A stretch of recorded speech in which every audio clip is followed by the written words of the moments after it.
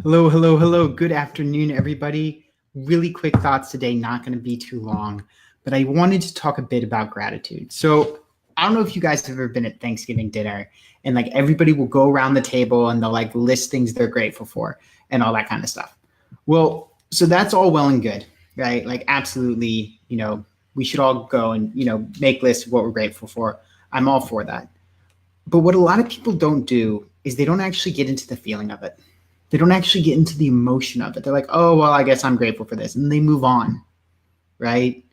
But in reality, gratitude is something more than that. Gratitude is not just knowing intellectually that you've got, privileges or that you have people in your life or that you have whatever it is, stuff, whatever it is you're grateful for, right? Gratitude is about in your gut, in your heart, really feeling grateful for that. And it's something that's kind of, it's not something you have to feel it to know it, right? But one way that I've found really helps is sometimes if you think back, right, to a point in your life when you had a lot less, right? You would, you can, I know for me, I've been in cases where I was like, man, I would trade anything just to get here, just to get this. And then I got it, right? And sometimes once we do that, we start taking it for granted, right? So if you find yourself taking these things for granted, think back to a time when you didn't have them. Think back to when you wanted them and get back in that state and then come back to the present and be like, oh my God, I have this now, right? And you'll look at it with new eyes. You'll look at it with a new gratitude.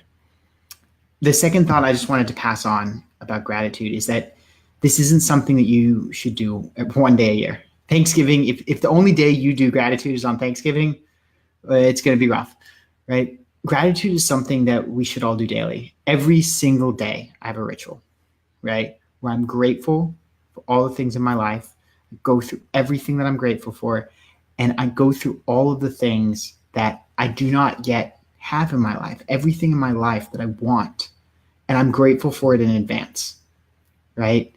And so being grateful for what you have is awesome, right? It boosts your state, right? It makes you happier. It, bleeds over into every area of your life. And then being grateful for what you do not yet have, grateful for what's coming, increases drastically the probability that it will become so, right? There are a lot of reasons for that, right? I'm not going to dive into, all the technical spiritual reasons and all this kind of stuff. But just think about it like if you're a kid.